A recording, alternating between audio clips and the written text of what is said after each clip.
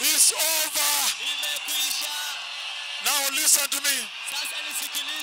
7 days to the country's first general election under the new constitutional order. 6 out of the 8 presidential candidates converged at Uhuru Park for the National Healing and Repentance Prayers organized by Dr. David Uhuru.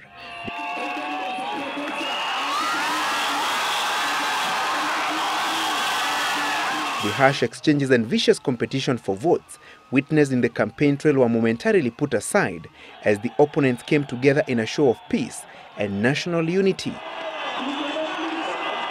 Each contender pledging to keep peace and preach tolerance among their supporters. We are now standing on the edges of River Jordan.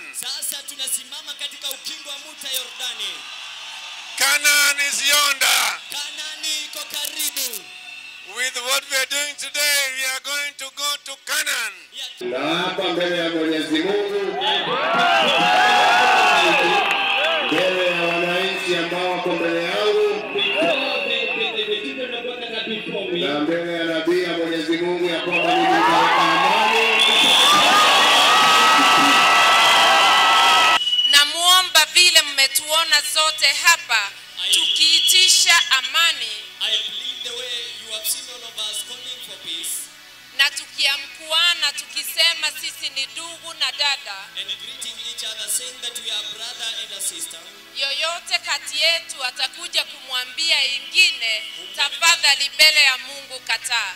Mwaka huu ni mwaka wa Jubilee. Because this year is the year of Jubilee. It is the year of liberation. Ni mwaka wa uhuru. It is the year of God's presence. Ni mwaka wa uwepo wa Mungu. We must never ever again allow the events of 2008. Tusiwahi katu kuruhusu tena matukio ya mwaka 2008. Na yule atajaribu, and that one that will try, tutasema ashindwe. we will share. Kama umenikanyanga mguu, na tunaomba tusamehewe na Mungu na kuambia uniondekee umenikanyanga, bado unanikanyanga na unasema Mungu atatusamehe. Mungu atatusamehe, lakini kwanza sisi tumalizane baina yetu. Liwe liwalo. And we say whatever comes, Tupate tukose. if we get it or we lose it. Tutawaunganisha Wakenya wote walioungana. Pollsters and political pundits have pointed to a closely contested presidential race, with each of the 8 presidential candidates exuding confidence of a first-round win. The men and women seeking the country's top job promise to observe the rule of law and address any grievances from the electoral process through legal means only.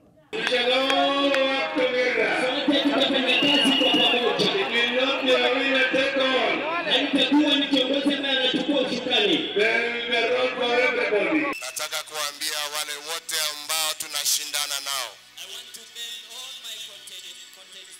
ya kwamba mashindano sio uadui. Wakenya wakiamua, Mwenyezi Mungu akitenga ule ambaye atakuwa kiongozi wa Jamhuri ya Kenya,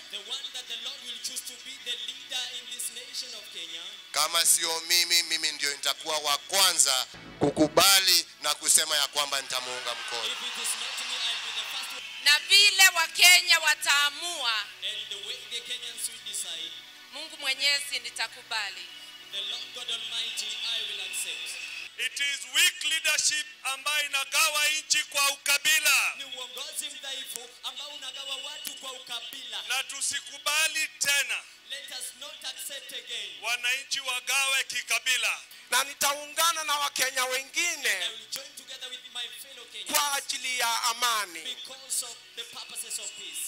Na Wakenya vile wataamua, And the way the Kenyans that they will decide, nitakubali. I will accept. And with declarations of peace and pledges by the presidential candidates to preach national unity, Dr. Uhuru, who was previously prophesied on major national happenings, said the coast was now clear for Kenya and that the violent events witnessed after the 2007 general election were now water under the bridge. I have decreed here Nimetangaza hapa with my prophetic tongue na ulimi wangu wa kiunabii that Kenya ya kwamba Kenya will now have peace. sasa itakuwa na amani. You can now go home Sasa maweza enda nyumbani and celebrate peace. na msherekea amani. Celebrate peace. Msherekea amani. Members of the outlawed Mungiki sect that was accused of playing a retaliatory role during the 2007-2008 post-election skirmishes led by their leader Maina Njenga announced that they had seen the light and would now be agents of peace. Kiongozi atakayechaguliwa awe kiongozi mwema, tutafanya kazi na yeye. Awe kiongozi nani, sisi hatujali. Mwenyezi Mungu ndio atuamu. Dr. War in his message urged Kenyans to continue praying for national unity and maintain peace before, during and after the March 4th general election. The National Prayer and Reconciliation meeting could have gone a long way in easing tension and anxiety among the supporters of the 8 presidential candidates. The challenge now is for the 7 men and 1 woman eyeing the country's top job to honor the pledge they made here of keeping and preaching peace among their supporters and accepting the outcome of the presidential contest, well aware that Kenya will exist way beyond the March 4th general election. Francis Gashuri, Sunday Live, Uhuru Park, Nairobi County.